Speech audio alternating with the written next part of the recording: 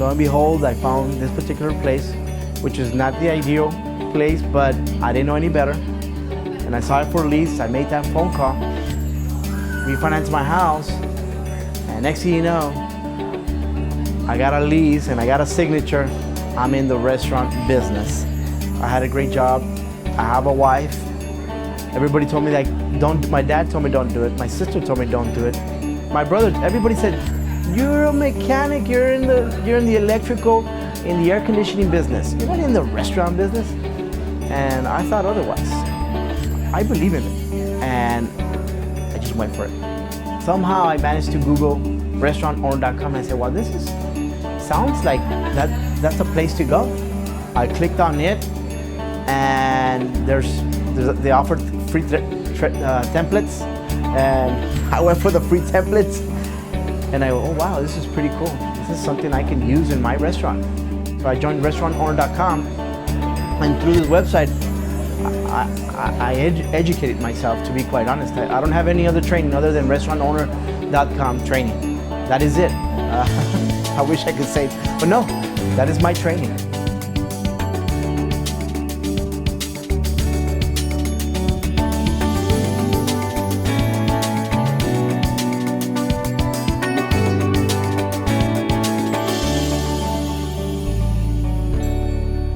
Hi, and welcome to another restaurantowner.com success story. In a moment, you're going to have the opportunity to hear from the creator of one of the most unlikely restaurant success stories that we've probably ever featured. You see, Frank Mendoza, before deciding to go into the restaurant business, was an air conditioning technician with literally no prior restaurant experience. But after opening his first restaurant in 2011 and then a second in 2014, Frank is now the owner of 2 high-volume and very successful El Sushi restaurants in Los Angeles. So how in the world does a young air conditioning technician who's never even worked in a restaurant or owned a business of any kind become a restaurant success story? Well, it's not easy, and we don't recommend jumping into the restaurant business without any experience. But you're going to see how a combination of unbridled passion, resourcefulness, hard work, a strong desire to learn, and probably a bit of good fortune help make Frank's dream of owning a restaurant not just a reality, but a smashing success. Frank told me that growing up and even into his early adult and working years, he never had any thoughts about owning a restaurant. So when we met with Frank, I asked him to go back to the beginning of his restaurant journey, to 2010, when his nephew, Jose, introduced him to something he had never even heard of, Mexican sushi. And the way I actually got involved in the restaurant business by default, it was a nephew of mine that actually came from Mexico. I asked him, what did you do for a living?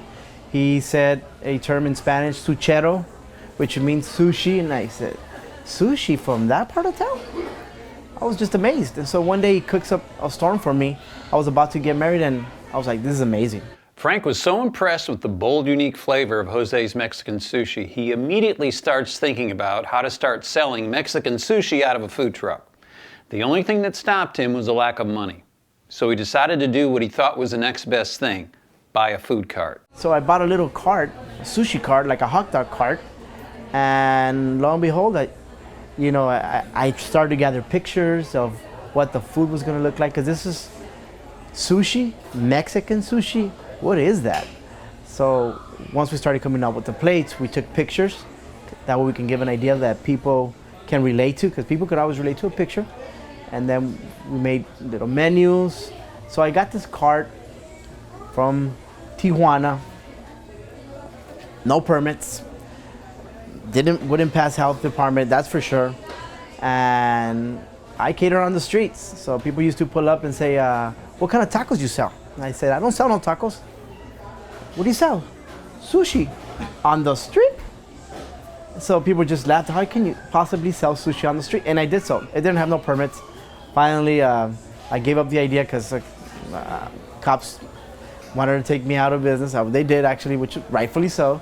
And so I just went home, kind of failed, but people wanted me to do it again.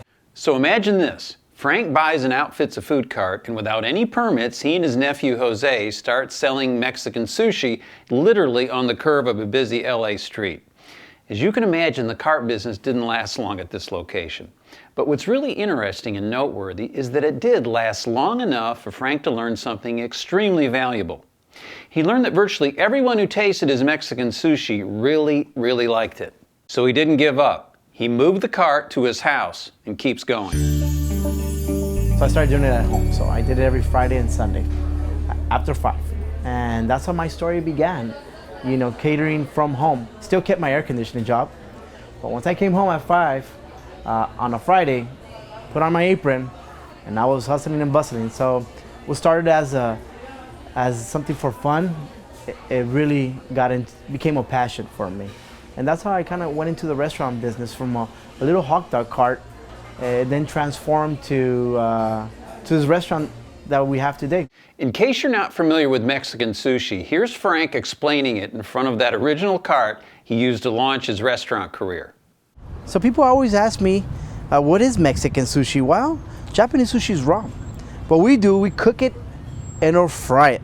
In other words, this one, for example, even the name is called El Tres Quesos, the 3 cheeses, because it has carne asada, chicken bacon, and then we smother it with Monterey cheese.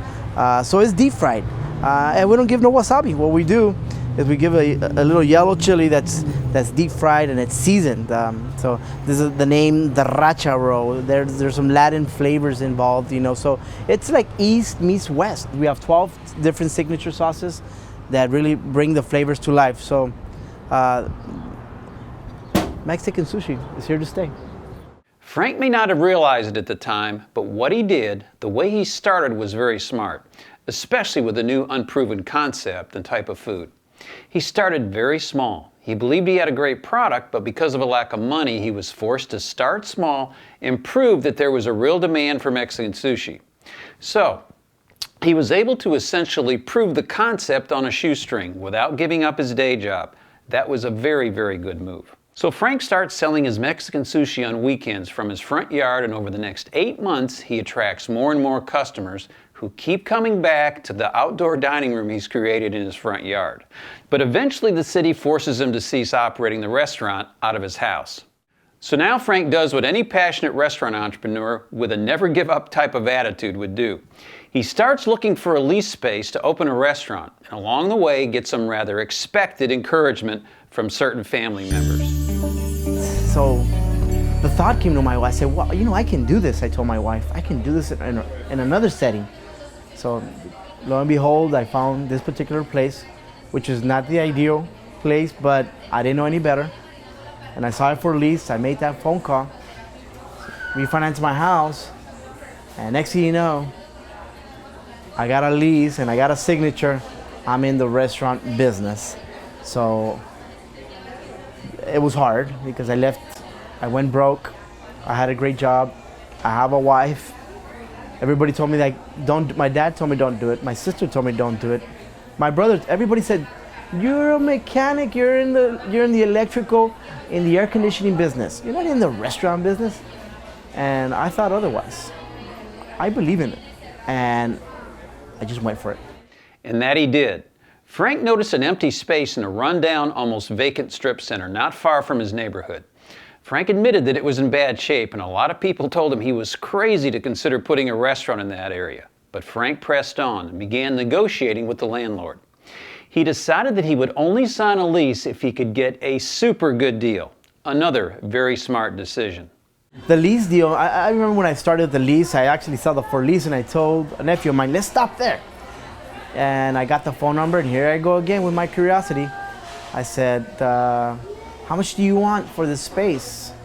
I didn't realize that spaces, commercial rent is, you know, based on square foot. So he goes, $3,000. I said, I can't do 3,000. He said, you got anything for 1,000? I go, no, we can't do no 1,000. So will you be willing to deal? And he said, send me a proposal. Here's my email, send me a proposal. So I sent a ridiculous proposal. I said, I'll pay you $800 a month.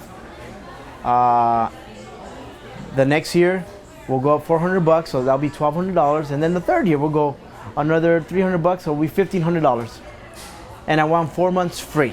I said, I gotta give it a try. The worst you can say is no.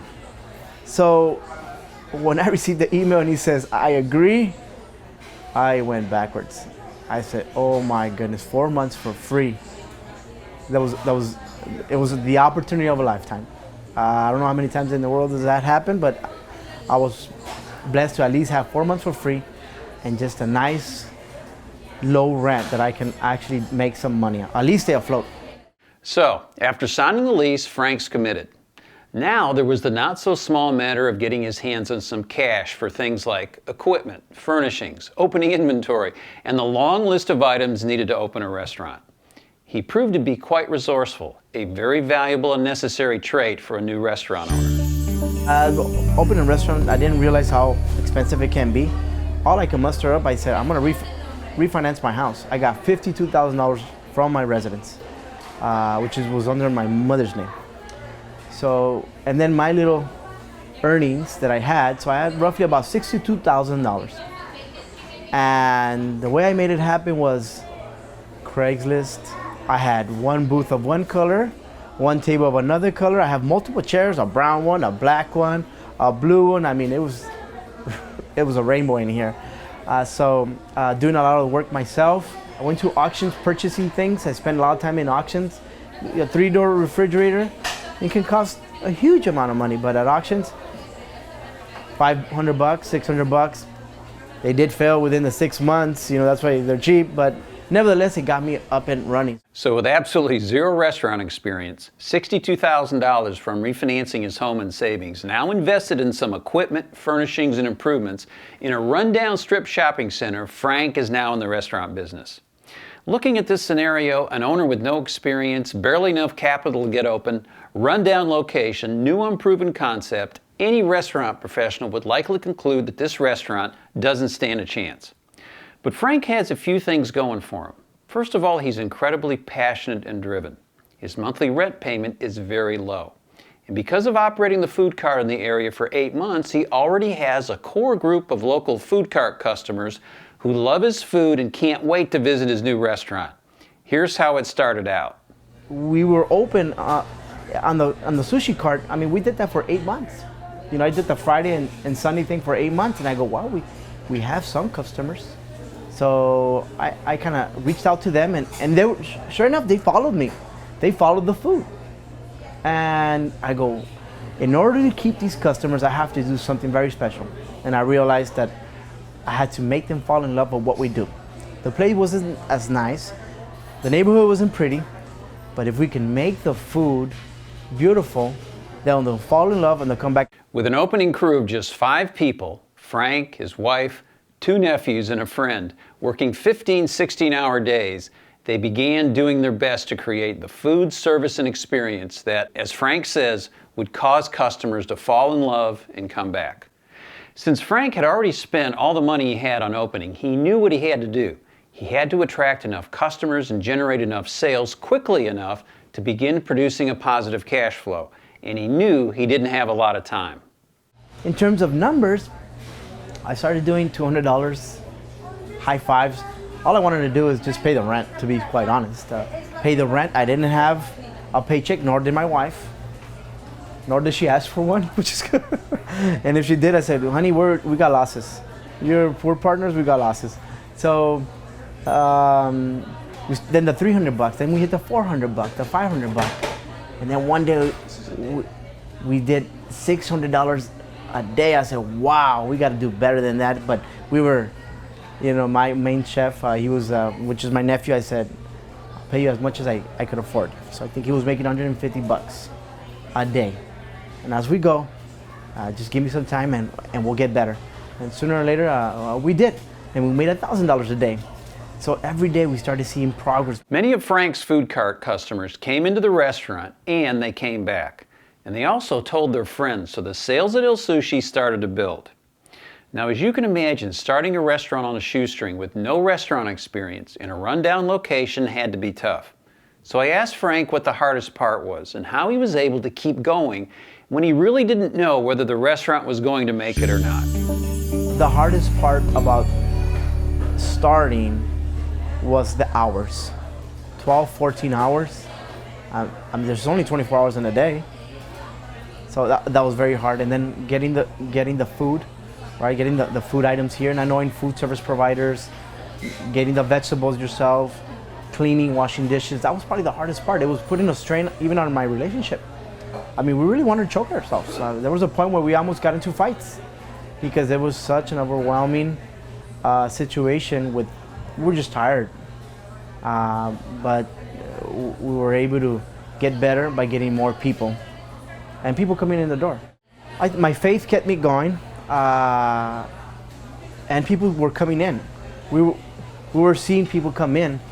So my willingness to just keep on going, staying focused, staying committed, and doing my best. In 2011, a few months after opening, Frank found restaurantowner.com. So I asked Frank what he was able to learn and how his membership in restaurantowner.com helped him in those early days. I learned about restaurantowner.com. I had no idea about manuals, templates, systems, and I have to learn something about restaurant. I didn't go to the Cordon Bleu school. I'm not a culinary art expert. I'm not one class in culinary.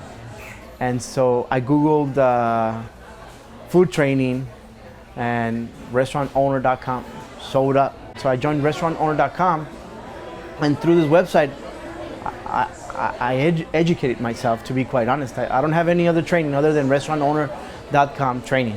That is it. I wish I could say it, but no, that is my training. I discovered the fundamental basics about food cost, labor cost, culture. You discover handbooks, and there is a Spanish version as well on handbooks on the restaurantowner.com site. Frank became quite a student on our website, and as his knowledge of the restaurant business grew, so did his customer counts and sales. Frank told me that one of the most impactful things that he learned was how to implement simple but effective systems that help to get the restaurant organized and deliver a more consistent dining experience to every customer. One of the things that I really learned on restaurantowner.com is how to create systems. I felt if people just follow a set of rules, a set of systems, life will be much easier. So I went to restaurantowner.com again, and Joe Erickson spoke about operating systems, checklist. Oh my goodness. I have a checklist to open, I have a checklist to close, I have a checklist for serving, I have a checklist for prepping. Everything was now being based on checklist, and I found that if I can make individuals accountable for one checklist, then I would have more time to focus on other areas that needed attention. And I can attest, Frank showed me all the areas where his staff utilizes checklists and systems of all kinds. For example, in a busy high-volume restaurant like El Sushi, having a sufficient amount of prep on hand is crucial. So Frank showed me a couple of his kitchen systems dealing with prep and ordering. This is a preparation schedule, a great schematic on how to go from Monday through Sunday. And each day we make a list. And this guy was on restaurantowner.com, and I was able to, it's also in Excel, so I was able to type it in the way I needed to type it in, and it's a great system. And every day we know what needs to be made, what doesn't need to be made, what's urgent, because we also have a dot that says what's urgent.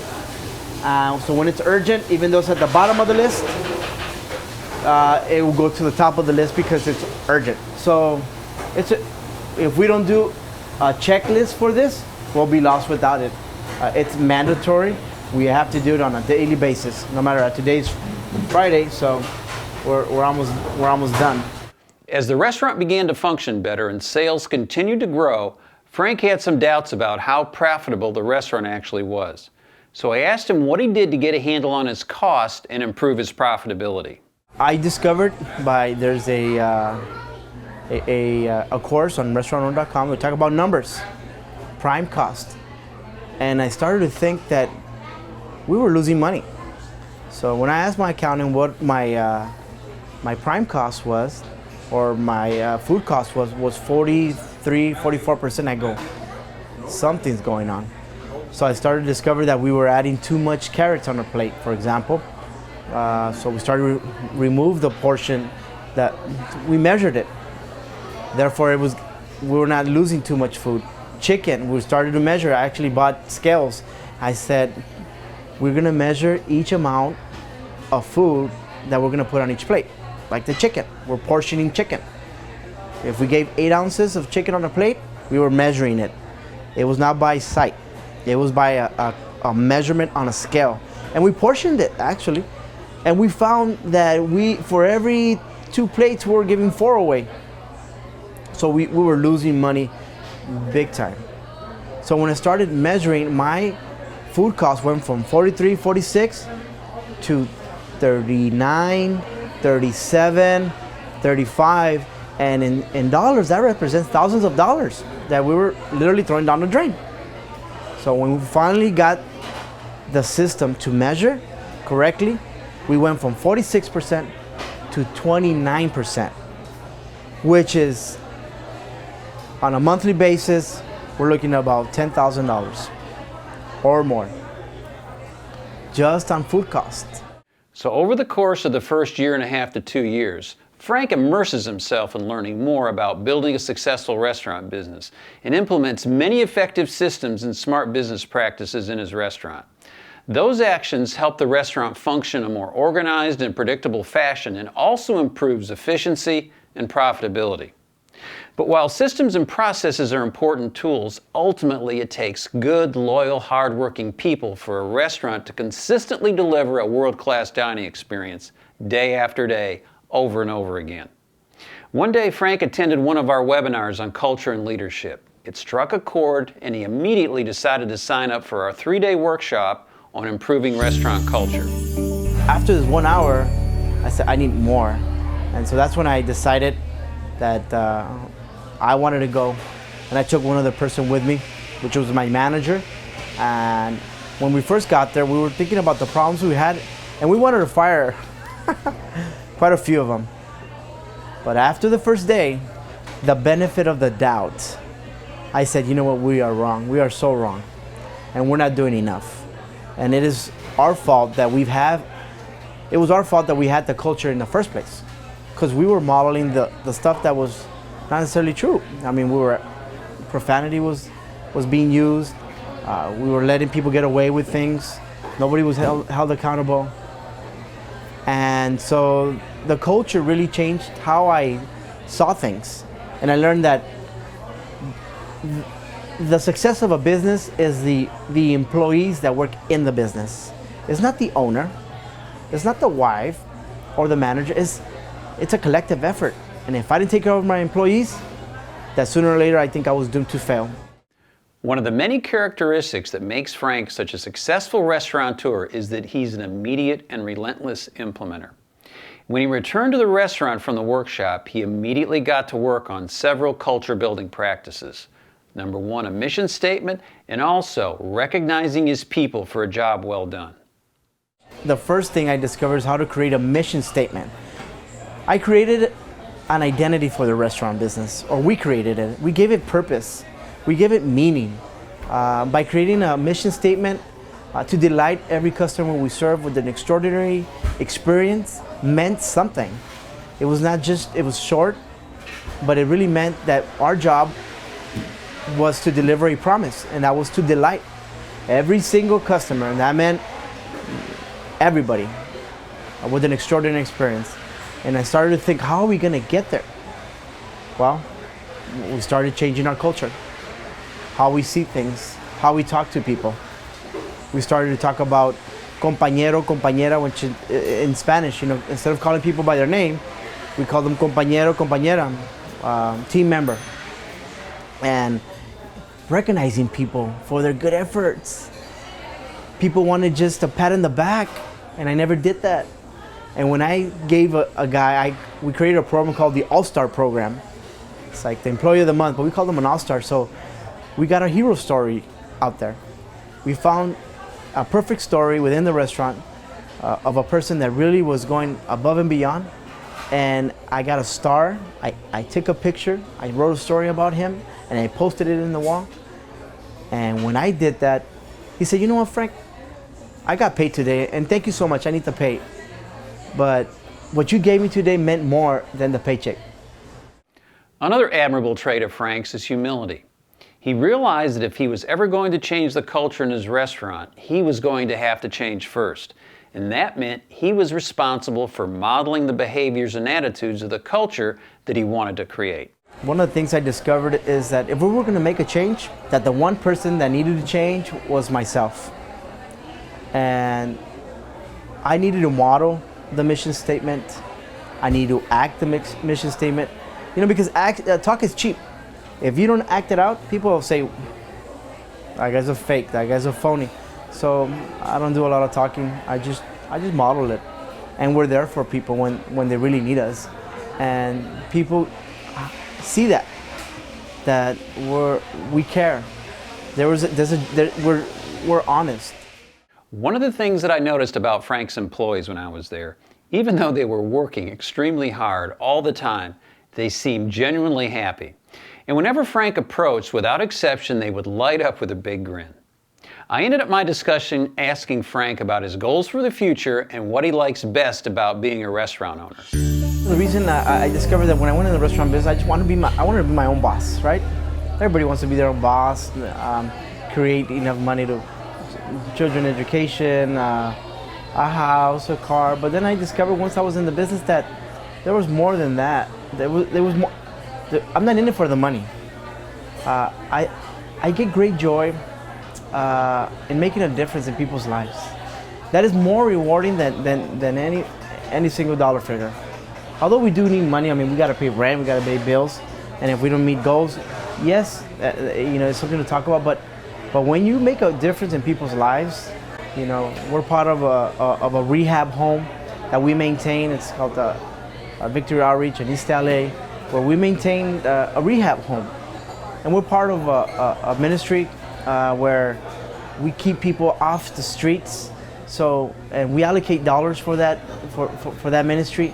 And for me, and that is my passion, to make a difference in people's lives. And I don't want to be the richest man in the cemetery. And the restaurant business has allowed me to make a huge difference in the lives of many people, including that of my church, that of my pastor, that I love with all my heart. And we hired a guy that was on a rehab center, and he got his identity back. And for me, that is very rewarding. I get very emotional because I'm passionate about this. And I love the restaurant business, but I also love it because it gives me the freedom to make the difference in others. And I don't focus on the money. I just focus on people. And when you focus on people, the money will come. The money will follow. And for me, that's very rewarding. To me, one of the most gratifying and heartwarming aspects of Frank's story is that while he's been able to build a highly successful business, it's been just as important for him to use his restaurant success to make a positive impact in the lives of his employees and people in his local community. While I was at El Sushi, I had the opportunity to meet Frank's lovely wife, Maggie, and their two beautiful children. It's days like that that make me realize that I have one of the best jobs in the world, working with people that come from all types of backgrounds and walks of life who somehow manage to open an independent restaurant. Then, through incredible amounts of effort and resolve, they've been able to build not only a successful business, but also a very rewarding and fulfilling life as well. Our thanks to Frank and Maggie and the entire El Sushi staff for their time and hospitality and the opportunity to experience their fantastic Mexican sushi. We know that your story will encourage and inspire other restaurant entrepreneurs to make their restaurant dreams a reality.